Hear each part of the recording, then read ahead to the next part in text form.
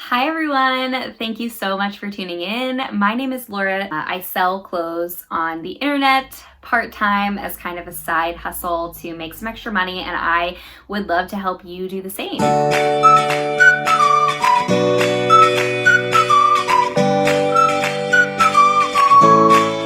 If you are not familiar with the Poshmark app, that is the app that I'm primarily using to post and make money.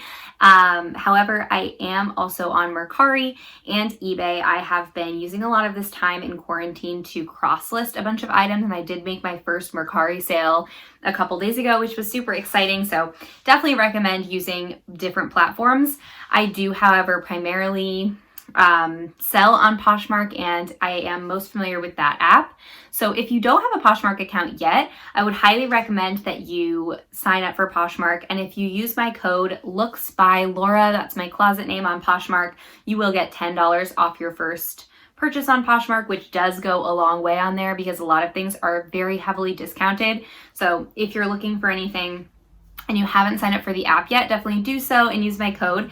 But without further ado, I'm going to get into today's video. So I wanted to talk a little bit about how I'm using some of my time in quarantine to promote my closet and make some sales without spending money and sourcing. And one way that I have found success in getting some traffic to my closet and also kind of just making my closet a little bit better and more visually appealing is by relisting some stale inventory.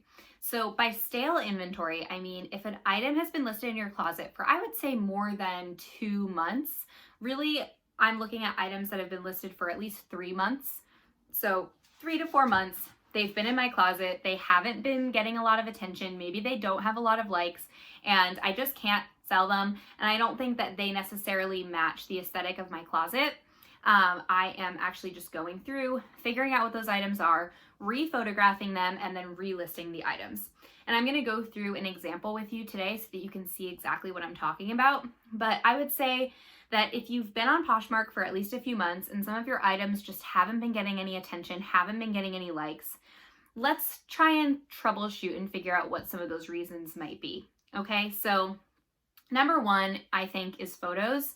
I think that a good cover photo can really make a difference in terms of someone even just clicking on the listing. So even if it's exactly what they're looking for, if it's not a great photo and not a good representation of what the item is, they might not know that that's what they're looking for.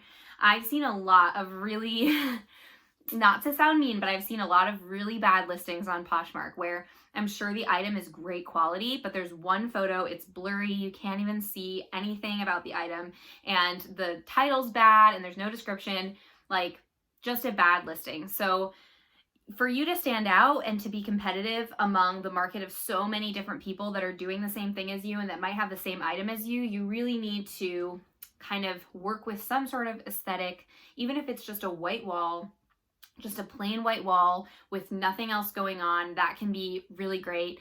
So think about what you might have to work with. I'm really lucky because I have a brick wall and this is my bedroom. This is a real brick wall, which was one of the selling points of this apartment for me.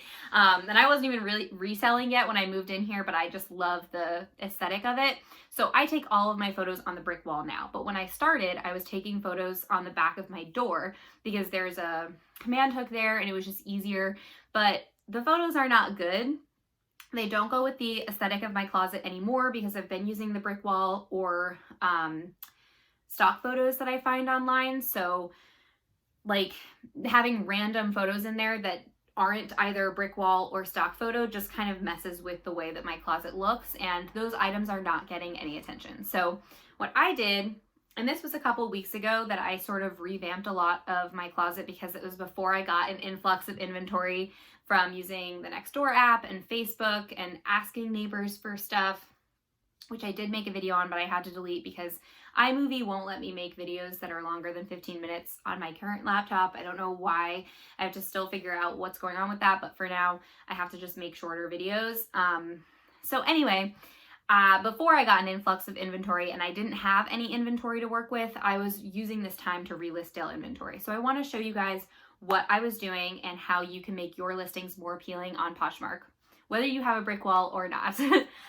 Okay, so I'm just going to pull up an example. So we come in and this is my closet on Poshmark. And again, this was done March 25th. So my closet has actually grown a lot since then. I now have almost 200 listings. So that's exciting. But here is what the listing looks like. So this is just a dress that I had in my personal closet. It's like a cowl neck kind of sweater dress. And you can see the description. It's not great. The title is dark purple cowl neck short sleeve dress. And I have the item listed for $15. And it says t-shirt material, insanely soft and comfortable dark purple dress from Ginger G, cowl neck, ribbed material, very lightly used. So it's not the worst listing I've ever seen. I've definitely seen worse listings on Poshmark. There are some bad ones if you really look. But it's also not the best, right? There's not a ton of information and there's only like 4 pictures and you just don't get a whole lot of detail about what makes this dress special and why someone might want to purchase it. So I did retake the photos, but first what you're going to want to do with all of these listings is delete the listing. Now you could just delete the photos and re-upload new photos and keep the same listing, but I recommend deleting the listing and here's why. Poshmark has 2 algorithms, just 2, and we all know what they are. They're really straightforward. The first one is just in, and that is for items that were just posted to Poshmark, like someone just listed them for the first time. So if you go on Poshmark and you sort by just in, you'll see all the listings that were just posted today, right in that second. The other one is just shared. So just shared is what I think makes Poshmark really special because you can work with the algorithm and you can make it work for you. So if you share your entire closet and someone searches, you have a Madewell sweater, someone searches Madewell sweater and you just shared your sweater is going to come up at the top of the search results along with the other sweaters that were just listed. So that's something that I think gives sellers on Poshmark a little bit more sense that you can do something to spur sales. Like if you share your closet, you might get a few likes. You can send offers to those people. So I think that's helpful. And I do think it's nice. It is annoying for sure, having to share all the time every day, but I think it's nice to have that to kind of give you a sense that you can do something to take control and maybe make a sale. So for the purposes of this, I think it's important to just delete the listing and make a fresh new listing because now it's going to come up as just in and it's not going to look like it's been sitting there for 3 months. There's only really one way to see when an item was first posted. Otherwise, it just says when it was updated, and updated basically means shared. So if you just shared it, it's going to say updated 1 second ago. And the buyer, to them, it's going to look like you just posted that item. They're not going to necessarily know that you posted it 4 months ago. However, I do think that it can help with the algorithm to be listing new items instead of just editing old items. I think it can help just spur some movement in your closet. So anyway, I think I would encourage you to just delete the listing and relist the item. And it doesn't take that much more time to just do that. So we're now going to go into my photos. You're going to get a little sneak peek into my camera roll, which is literally just pictures of clothes and shoes. That's all I have. I'm sure other resellers can attest to that. So I'm just uploading the photos. Here we go. And you can see that I took these photos on the brick wall, which looks a lot better. And I will also say, take your photos using the square mode on your camera if you don't do that already, because then you don't have to crop and you can just completely skip that step. Okay, so for the title, I always capitalize and have the first word of my title be the brand. So for this, Ginger G is the brand. I saw someone else's closet when I was browsing on Poshmark and it looked like that, and I just thought it looked nice, so that's why I chose to do it that way. I just think it draws attention to the brand and kind of just gives a little bit of format and structure to your listings. So the title for this one, I just did Ginger G cowl neck short sleeve sweater dress plum. I try to include as much information as I can in the title. So if I can get the color in there, the style, the brand, as much detail as you can in the title is best. And then I always copy and paste the title into the description as the first line of the description. And then sometimes I'll add more to it, like if there were keywords that I couldn't fit into the title because of the letter count, Sometimes I'll add more to it, but I just think it helps. If you just repeat the words, it can sometimes help, having those keywords on your listing is always good. So usually how I do descriptions is I have the title, then right under the title I include a couple sentences, just like general description about the item. Sometimes I'll include how I think it can be worn, if it's like office wear, or if it could be layered, or if it's perfect for the beach. Like I'll just include those kinds of like keywords because you never know what people are searching for. So for this one I wrote flattering and comfortable sweater dress, short sleeves, cowl neck detail, ribbed texture, dark purple / plum color. I did have a couple typos and I did go back and fix those after I made this video, but I have since I filmed this video, this like screen grab, I have stopped listing from my phone. Now I just upload the photos into Poshmark, save it as a draft, and then do the actual typing and listing on my computer. I just think it saves me time. I am pretty quick typing on my phone, but like I do still think it saves time. It's a little easier to do it on the computer. So because of that, I don't include emojis in the listings anymore, but I do think it looks nice. And this is how I used to always do my listings, and I never had a problem with making sales. So however you want to do them. So I include a few sentences on the top, just generally describing, and then I always include 4 pieces of information as bullet points.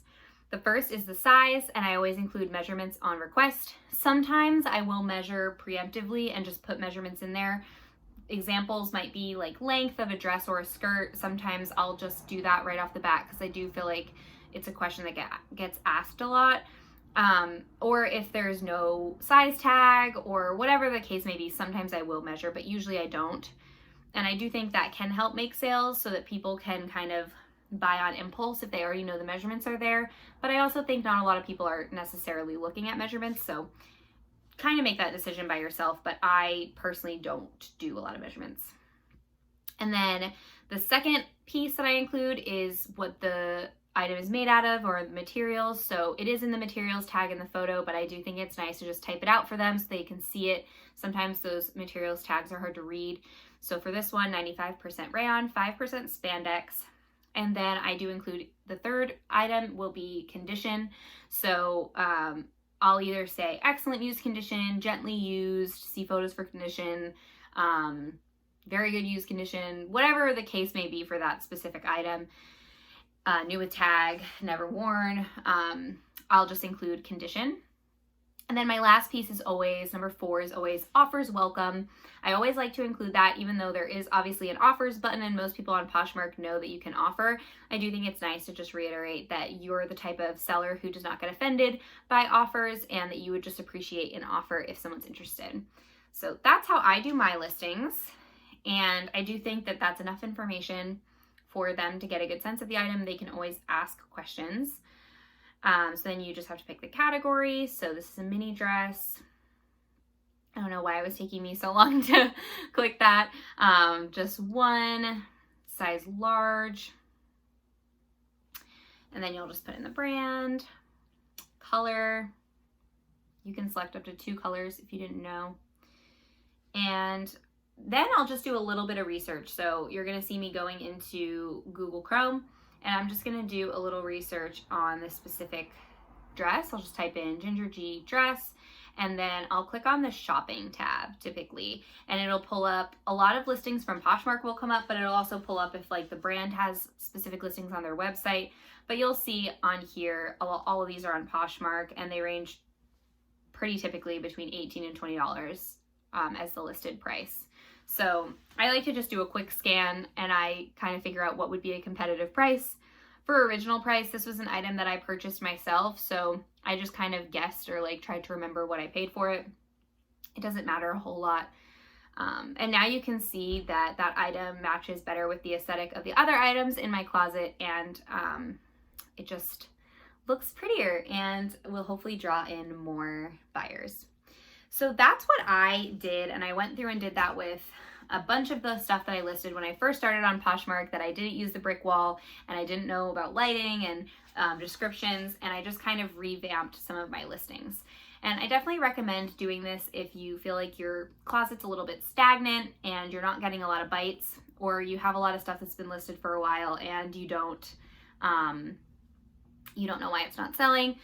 Think about those kinds of things. Photos, description, keywords, all of those kinds of things can be really helpful in revamping your listing and making it a little bit more attractive. Yeah, so that's it. It's just a quick video just to kind of give you an example of how you can make your listings a little bit better.